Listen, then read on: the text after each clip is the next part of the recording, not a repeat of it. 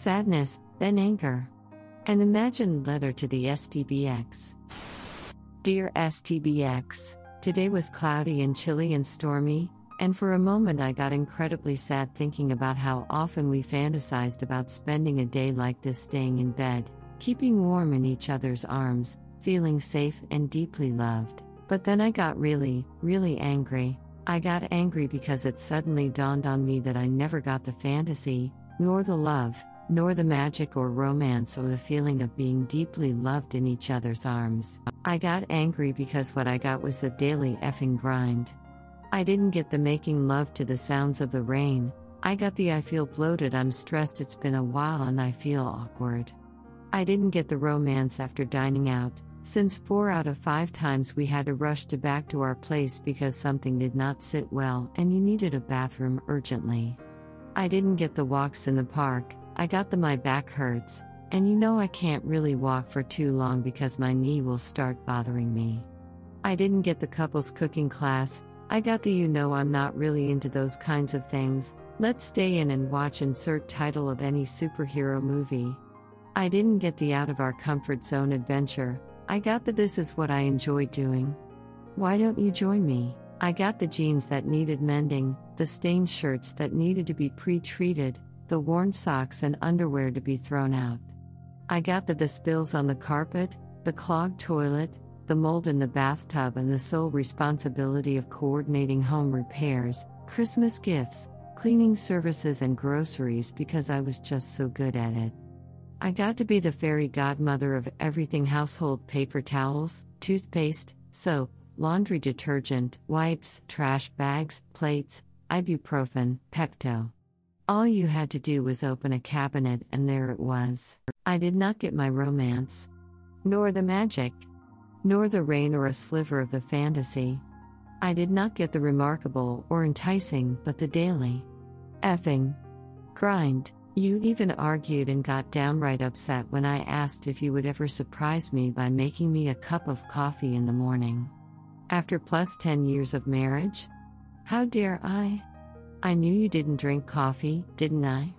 Then why would I even ask you to do that for me? You only shared your insecurities, your complaints, your frustrations, your tiredness, your stress, your messed up guts and knee, and the profound denial of your emotional baggage.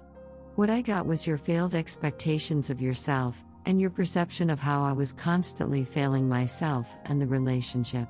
And so, I got very angry at you for not being a loving partner who supported and appreciated our relationship, or what I did for you and for us. For being someone who refused to share or compromise. But then also angry at me, for putting up with this for so long, for not demanding what I wanted and needed, and above all, for not taking control of my own situation and being too scared to make the decision to end this relationship myself. In anger and sadness, but mostly in anger. Your STBX. Backstory: STBX started an emotional affair sometime before asking for divorce. The morning after he asked, and only 12 hours after I left the place where we lived, the affair became physical. His affair partner? An employee of his, whom he was only supposed to be mentoring and for whom he was just being a supportive friend during a difficult time in her life. All 3 of us worked for the same company, and our teams worked together. Up until this past weekend, he did not know that I knew about the affair. I confronted him with what I knew, as I was in a fit of anger and frustration during a conversation. He spinned and denied, despite me telling him that I had actual hard evidence. Update: it's not fair. I don't want to think about him and her together. I want to focus on me. But right now, at this very moment, I find it so hard. It's not fair that in one day he delivered the news that shattered my life to pieces, and I'm left to sort things out living out of boxes as a guest in a friend's home, while the very next day he hooked up with that employee he was just mentoring. It's really not fair that he got a happy ending, pun intended, and has a reason to be ecstatic and start over a new chapter, to be in the fog of new love while I'm here with this burning pain that consumes me, having to adult harder than I ever have. I cannot stop thinking about them, and it's torture. Even when I try to think about his insecurities, his shortcomings, his awkwardness, His lack of skills, my mind just shoots back with maybe he is perfect for her and she the perfect fit for him. But why? Why does he get to be happy now after what he did to me? The lies. The deception. The cowardice. I wasn't perfect, but I sure as heck did not deserve this. And he does not deserve to be happy now. Not after 20 years together. Not after a lifetime of deception. These feelings are just the worst. Update: should I report? A couple of months ago, my spouse started an emotional affair that turned physical the day after he asked for a divorce, and I left our home.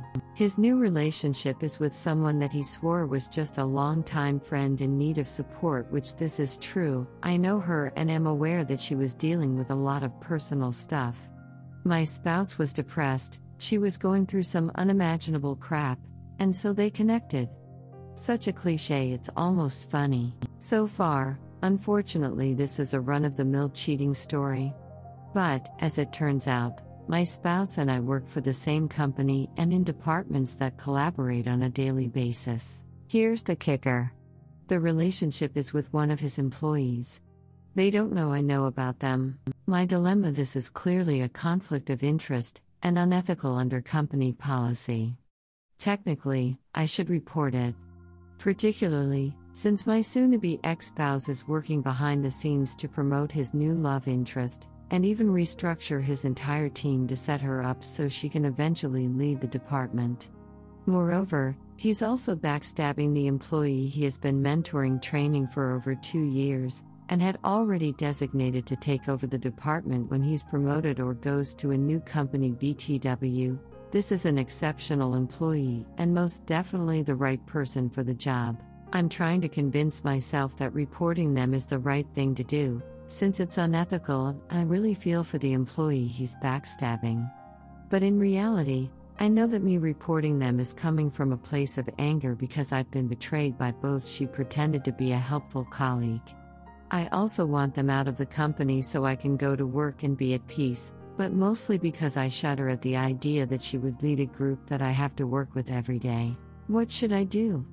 Should I wait for things to potentially blow over? They may be planning to move to other departments so they can announce the relationship to the world, which would be really humiliating for me. Any perspective, feedback, or advice is appreciated. Update: need replies so I can read them, be distracted, and stop myself from indulging these thoughts. My gut feeling tells me he's on a weekend getaway with her. A weekend getaway that would have been ours. How the duck dare they be ducking happy and in love? I don't care if it's fog of the affair or true love. Barf, how dire they. Yes, we are divorcing. Yes, we're not living together. No, there isn't a snowball's chance in hell that we're getting back together. But. I hate them. I hate their happiness. I hate that he's on cloud 9 while I'm struggling. I hate him. I hate him. And I think that's the problem. I still have feelings for him. Not love, but the other end of that intensely passionate spectrum. Hate. All I should feel is peaceful indifference. It's just so hard to get there, when all I can think of is how he hurt and messed me up so much. He used me and played me for a fool for over 15 years. He manipulated, patronized, belittled me. He lied. He was deceitful. He fabricated a life and persona that I miss, but was not real. I guess perception really is everything, because I do miss something that wasn't real. Okay, it feels good to write this down. Any replies welcome. Anything, whether to validate my feelings or say, woman, get over it. It has been over 2 months. Update: well, that was an unexpected turn of events. I should be glad, but have questions. Now fast forward to today. The woman has suddenly and unexpectedly announced her resignation from the company. Good riddance, right? Well, here's the thing.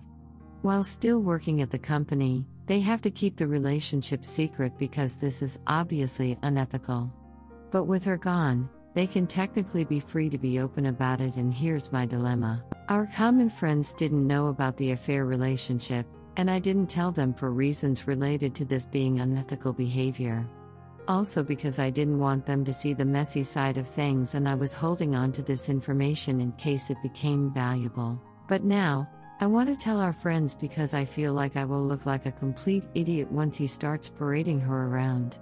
And I absolutely hate looking like a complete idiot. And I'm tired of being the bigger person and taking the high road throughout this ordeal. Update: feels like he's taking everything. Even the friends who became our family. It feels like I'm starting the pick-me dance again, but this time with the couples who were our mutual friends. These are people who became our family, since we're both thousands of miles away from our home and real families. The friendships span almost a decade. Feels like I'm drowning in desperation again. One couple knows of his infidelity, and how he treated me during our marriage. The others may have an inkling or may not know at all. The ones who know are playing the Switzerland move. The ones who don't know what happened with absolute certainty, I really want to tell them everything. But why? Why do I want to tell them? To what end? Is it for their own good? Is it so that they know the true nature of this person they've associated with? The honest answer is no. It's not for them. It's entirely for me. I want to tell them so I feel validated in my feelings that he did me wrong. I want them to know he is not the decent, nice guy they think he is, so they drop him from their lives and instead keep me. So they stay my friends, my family, and only mine, especially now when I feel so isolated and alone. I want to tell them so they choose me over him. So he ends up alone, isolated, and without their support, for all the damage he did to me. It is not a selfless reason. And these are all the same distorted reasons for the pick-me dance. Aren't they? Here's the reality, though. Telling them may not change anything at all. In one way or another, we all have associated with someone whose values are not entirely up to par with ours. The couple who know the truth are still taking the Switzerland stance. They have otherwise helped me immensely, went above and beyond, even taking me in for a couple of months in the immediate aftermath of things. That's how they know the whole story. I've no one else. I'm at a loss. But I certainly don't want to engage in the pick-me dance again. It is so humiliating and draining. Any words of encouragement or advice on how to cope and manage this are greatly appreciated. Update: note to my now, officially ex-husband. I was never an insanely jealous woman, I was right. Now duck off and gaslight the asset out of somebody else. Update, divorce has been finalized. Hello? A few weeks ago I got the notice in the mail. Seeing as we didn't have kids or property, things moved quickly. He asked for a divorce in March, and it took about 9 months for the whole thing to be done and over with. Recap of the last days of the relationship: we'd been together for close to 20 years, and were 3 weeks short of our 15-year anniversary when he asked for the divorce. I wasn't entirely blindsided the moment he asked, because about 5 days earlier I had noticed a 180 degrees turn in his attitude. The months prior to this drastic change in attitude, I thought we'd been working closely, more connected, and more openly talking about how our relationship had been progressing. Suddenly, like flipping a switch, he became morose, distant, cold, sad, lost in his own thoughts, and apathetic. He would start arguments about whether our relationship had ever been real or sustainable or healthy. I noticed he was constantly texting someone whom I later learned was his emotional affair partner. I hadn't confirmed this at the time. The evening of, despite me being absolutely terrified of what was to come, I spoke up about how I was feeling like he was stringing me along and the recent change in his behavior. I was in such a state of panic, fear, and uncertainty that I can only recall bits and pieces of the final argument. I think it was brief. He rambled. But I do remember looking at him straight in the eye and telling him point blank, just say it. Say the words. Ask the question. And he obliged. I want a divorce. I didn't put up much of a fight, if any. Again, I was in a haze, but I had been in this same situation at least 2 other times during our years together. The only difference is that he'd never actually uttered the words. I was crushed, but was also just so exhausted of being in a relationship where I was constantly afraid that this could be the year, month, week, day when he wanted to end things. Because I never really knew when it was coming, but it always did come. So I was finally tired of the emotional roller coaster, packed up a bag and left the place we shared to stay with friends. After he asked for the divorce, it wasn't until 2-3 weeks later that he reached out to a mutual friend and asked him to tell me that I needed to return the keys to our apartment. He didn't even have the balls to email, call, or text me directly. Our friends did not need to be caught in this nor serve as intermediaries. His chicken shit move infuriated me, and emboldened me to be the one to actively push for the divorce to start immediately. I only had one thought: you may have started this, but I'm going to be the one to finish it. I met with attorneys, financial advisors, mediators, paralegals. I researched and asked questions to be prepared for anything. And I emailed him directly to ask for us to meet in person so we could agree on the next move, meaning either retaining attorneys or mediation. One thing was certain: the divorce was going to happen. In hindsight, and now being able to clearly see the ebb and flow pattern in our relationship, particularly those times when he suddenly wanted out, I get the feeling he was attempting to force a hall pass that would allow him to pursue a relationship with the emotional affair partner without adverse consequences. Essentially him having his cake and eating it too. You see, I think he may have planned to ask for the divorce believing we would separate first. He'd also feel pretty certain in his assumption that I'd be entirely too heartbroken and depressed to go through with anything. If the new relationship didn't work out, then he could bring me back into his life. Notice how I say that he'd bring me back into his life and not me taking him back. If these suspicions of mine are true, he seriously underestimated me. He gambled and lost epically because, as expected, the new relationship didn't pan out, and now our mutual friends know what went down. Which brings us to today. Why am I writing all this? Well, because as all of you know, posting can be very healing and cathartic. And because my story may help someone feel less alone or even give them a path to manage their own process more intentionally, I don't know. But what I do know is that reading a lot of your posts made me feel less isolated, and instead made me feel validated and understood. I also wanted to share because one thing that did help me during this process was taking charge of the divorce process itself. My ex-husband didn't do SHT, he just did the cheating and the asking for the divorce, which became the catalyst for this. I felt the sense of empowerment by prompting him or our mediator to move forward, to get things done, to establish deadlines, confirm appointments, negotiate terms, discuss specific details of who, what, where. I took charge of keeping all of that moving forward, and moving forward quickly. It was hard. It was difficult. It was painful and sometimes left me sobbing and shaking with sadness, grief, anxiety and fear of the future. But I did it. I took control of what I could control, which made me feel capable and smart and resourceful and assertive and determined and right. I couldn't say it then, but I will say it now: I am a badass that handled this with dignity and grace. See an earlier post for the full story on the cheating situation here. Of course, I didn't do this alone. The community our divorce has been amazing, and vital support came from 2 family members and 1 friend, who were exceptional.